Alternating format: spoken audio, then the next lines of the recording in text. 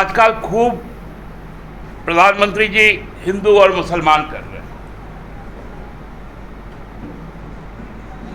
क्योंकि वो चुनाव हार चुके हैं। आप डराएंगे तो हम डरेंगे नहीं, हम आपसे लड़ेंगे। हम आपको बताएंगे कि जो आरक्षण आप शेड्यूल कास्ट शेड्यूल ट्राइब का जो छीनने की बात कर रहे हैं आप और आपके गृह मंत्री, उसको हम होने नहीं देंगे। आदिवासी का नाम लेना, जनजातीय गौरव दिवस बोलना और हाथ बंधवाकर एक आदिवासी महिला जो इस देश की सर्वोच्च पद पर है, उनको खड़ा रखना और खुद बैठ जाना, क्या ये आदिवासी अस्मिता के साथ खिलवाड़ नहीं? एक और असेसमेंट है, सोशल इंपैक्ट असेसमेंट, उसको भी शिथिल कर दिया गया। मतलब वहां के डेमोग्राफी को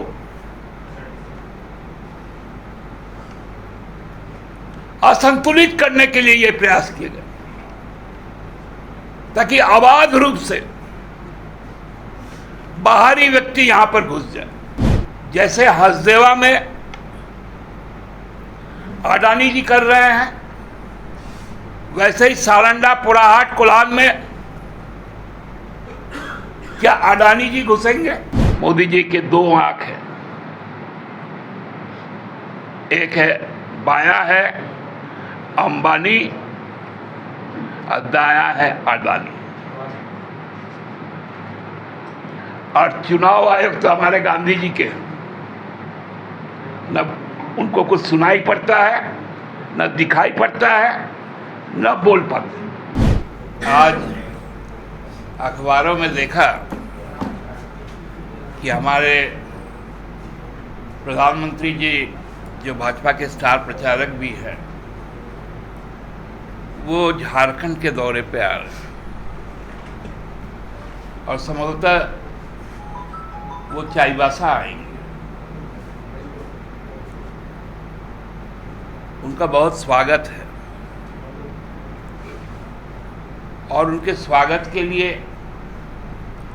4 मुद्दों पर उनसे हम लोगों की अपेक्षा है कि वो खुलकर बोलेंगे। एक तो आदिवासी अस्मिता का मुद्दा पर उनको बोलना चाहिए कि उनकी पार्टी की स्टैंड क्या है। सरना धर्म कोड को प्रधानमंत्री जी किस रूप में देखते हैं? आदिवासी अस्मिता, पहचान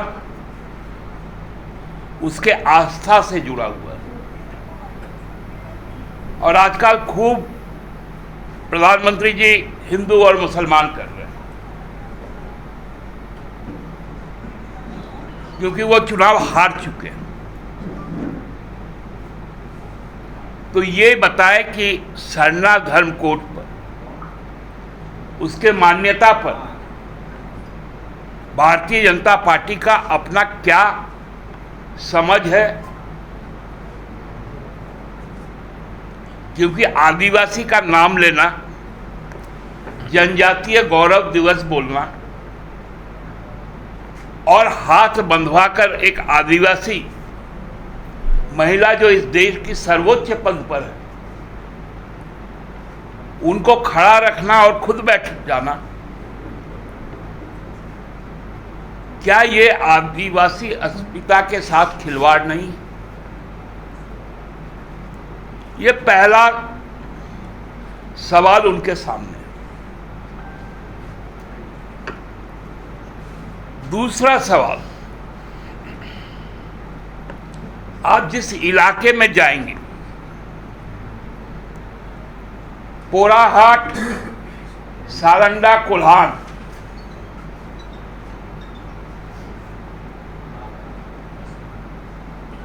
वहां पर जो वन अधिकार वहां के स्थानीय लोगों का है, मूलवासियों का, आदिवासियों का है, उस पे आपने क्यों बदलाव किया?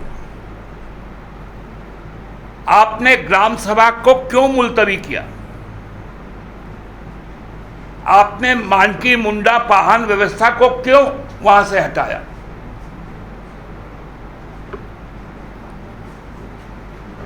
क्या मजबूरी रही कि वहां पर कॉरपोरेट अवैध रूप से घुसेंगे,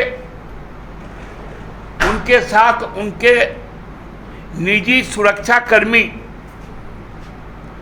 या यो कहे कि सेना जो आर्म्ड होगी, जो सशस्त्र होगी,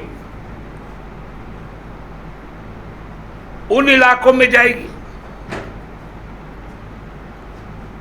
और वहां पर खनिज का उत्खनन कर पाएगी?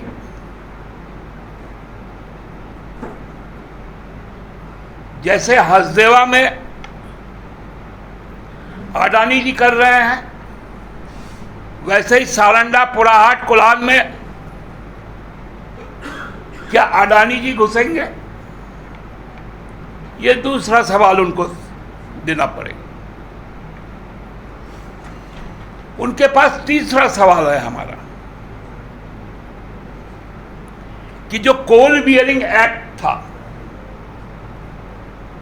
उसके साथ छेड़छाड़ क्यों की गई?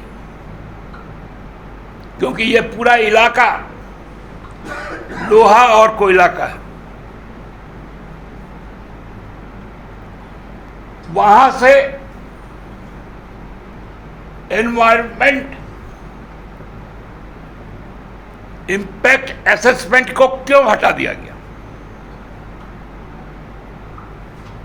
पर्यावरण का जो प्रतिकूल प्रभाव पड़ेगा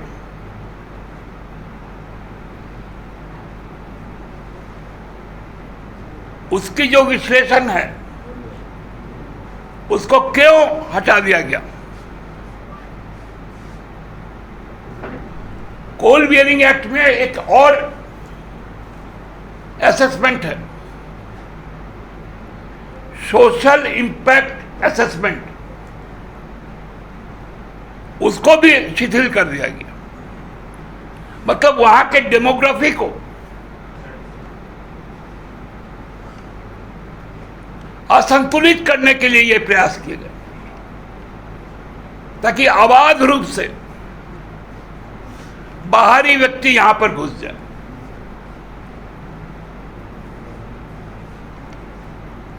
उसी एक्ट में आपने ग्राम सभा को क्यों समाप्त कर दिया?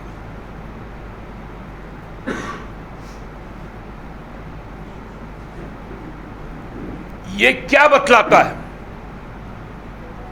कि आप झारखंड के हित में है, इस देश के हित में है?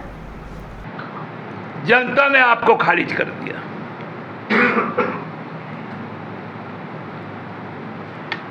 और इन्हीं मुद्दों पर उनके जो भी लोग आएंगे उनको भी बोलना पड़ेगा।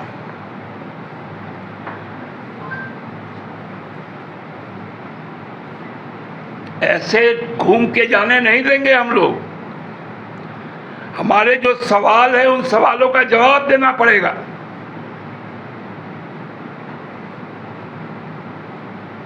ये जनता के सवाल है, ये यहां के लोगों के सवाल है। ऐसे नहीं छोड़ेगी यहां की जनता कि आप उसके लोकप्रिय मुख्यमंत्री हेमंत सोरेन को जेल के अंदर करके चुनाव जीतना चाहते हैं।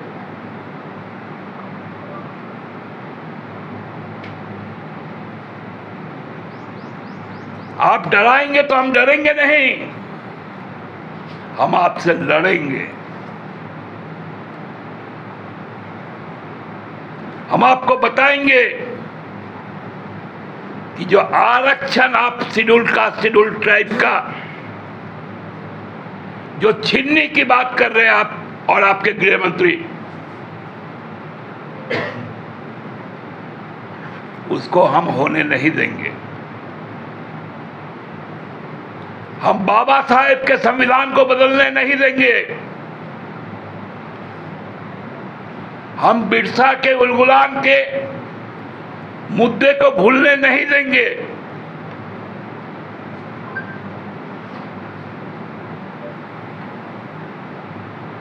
हम पोटो होल के होके संघर्ष को हमेशा अपनी प्रेरणा बनाएंगे।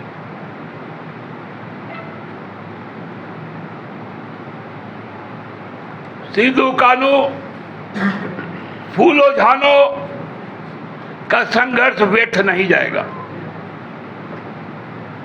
पांडे गणपत राय, नीलांबर पीतांबर, शेख भिखारी, किसी की भी शहादत यहां बेकार नहीं जाएगी।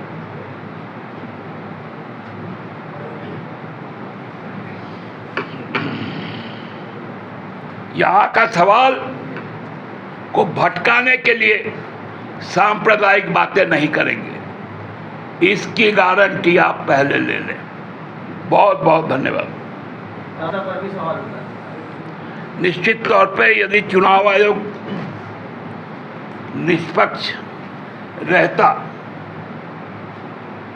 तो जिस प्रकार की भाषा प्रधानमंत्री जी बोल रहे हैं, वो देश के प्रधानमंत्री हैं, कार्यवाहक। उनको विशेषाधिकार केवल इतना है कि उनके साथ सुरक्षा का मसला जुड़ा हुआ है, अन्यथा वो एक प्रत्याशी है। कोई यदि इतना झूठ बोले और आपराधिक झूठ बोले, उस पे एफआईआर दर्ज ना होकर उसके पार्टी के अध्यक्ष को नोटिस जारी हो, और देखिए अजीब स्थिति है चुनाव आयोग का। राहुल गांधी पे भी उनके अध्यक्ष को बोला गया। राहुल गांधी का जिस भाषण को उद्धृत किया गया वो असमानता पर था, आर्थिक असमानता पर। जो रिपोर्ट आई है उसको आधारित था, जो बौद्धिक विषय है। और प्रधानमंत्री का जिस भाषण पर किया गया वो आपराधिक विषय है। तो आप बताइए चुनाव आयोग निष्पक्ष कहाँ है? दादा 930 या 943 इस तरह का सीसीएल में एक नियम था कोल इंडिया में, जिसके तहत अनफिट मजदूरों के वारिस जो होते थे उनको नौकरी दी जाती है। इसको ख़त्म कर दिया गया है, जिसकी वजह से कोल इंडिया में काम करने वाले बहुत सारे मजदूर अभी जो है बदहाली की ज़िंदगी जी रहे हैं। क्या कहेंगे? देखिए, ये तो अटल जी ने ही समाप्त कर दिया था, और उसके बाद फिर जब यूपीए का गवर्नमेंट आया, 933 बोलते हैं उसको, उस नियम को, तो फिर उसमें कुछ शिथिल किया गया और एक असेसमेंट के बाद डिपेंडेंट को नौकरी दिया गया। लेकिन अब तो वहाँ पर नया रिक्रूटमेंट बंद ही हो चुका है। अब तो सब मोदी जी आने के बाद में कोल इंडिया में माइनिंग तक आउटसोर्स हो गया, और जब आउटसोर्स हो जाता है तो ना वहाँ आरक्षण रहता है, ना वहाँ कोई रिस्पॉन्सिबिलिटी फिक्स होता है। यही तो है पूंजीपतियों की सरकार, यही तो है मोदी सरकार कि मजदूरों का शोषण करो। मजदूर जो श्रम कानून है, जिसके तहत जिस यूनिट में 10 भी लोग काम करते थे तो वहां पर श्रम कानून लागू हो जाता था। केंद्र सरकार ने उस श्रम कानून को भी बदल दिया।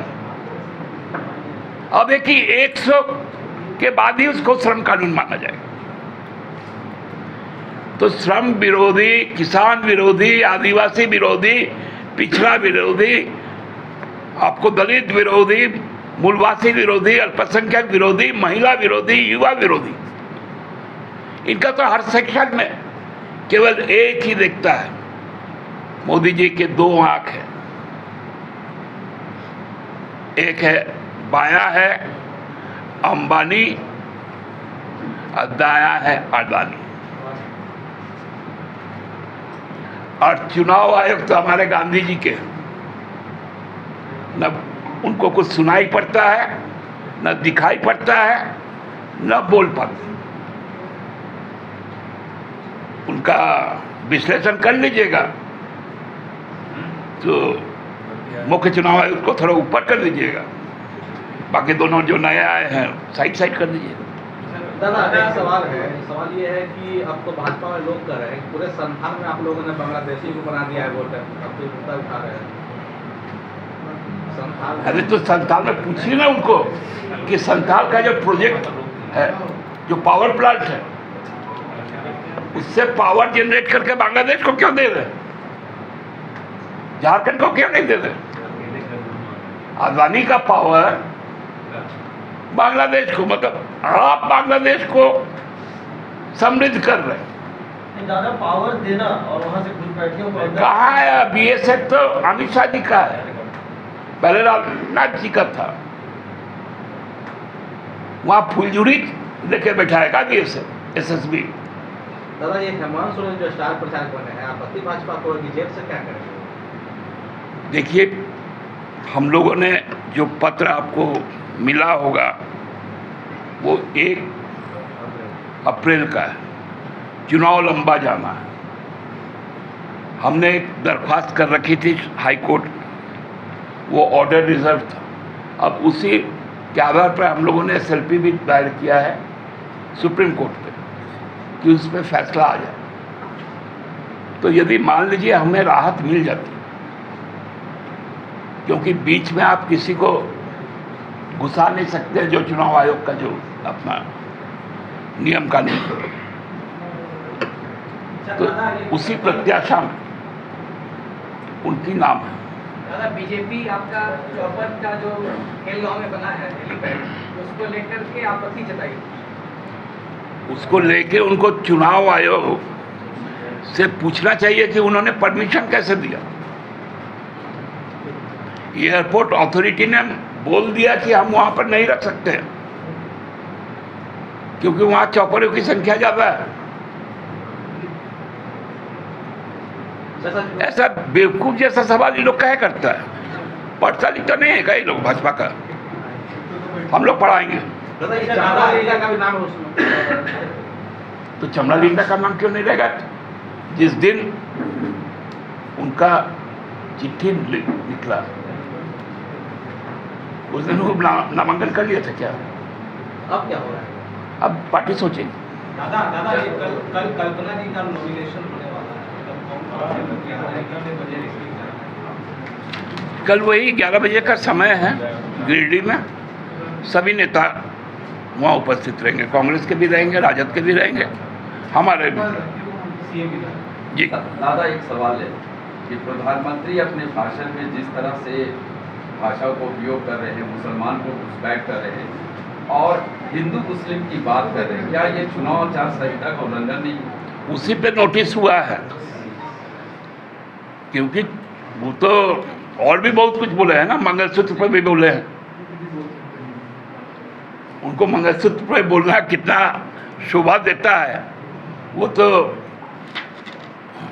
जिनके साथ उन्होंने 7 फेरा का कसम लिया था, जो मंगलसूत्र छीनने वाले लोग अब मंगलसूत्र का महत्व बताते। इस बात का भी विरोध करेंगे कि मोदी को लेकर जो भाषा का प्रयोग कर रहे हैं, गोली मार देंगे, किसी ने कहा कि 450 फीट नीचे गाड़ देंगे, क्या इसका भी विरोध करेंगे आप?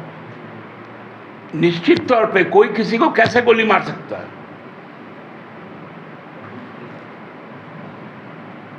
450 फीट नीचे अभी के पार्टी के नेता बोले थे कि 450 फीट नीचे कर देंगे।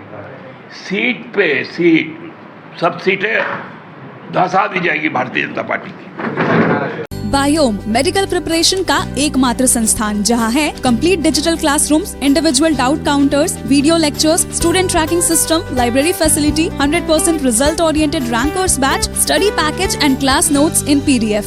झारखंड के इतिहास में पहली बार नीट यूजी में 700 मार्क्स पार। 10th पास स्टूडेंट्स के लिए फाउंडेशन कोर्स और 11th पास स्टूडेंट के लिए फ्रेशर कोर्स। 12th पास स्टूडेंट्स के लिए टारगेट कोर्स 18 अप्रैल से शुरू हो रहे हैं। Contact biome.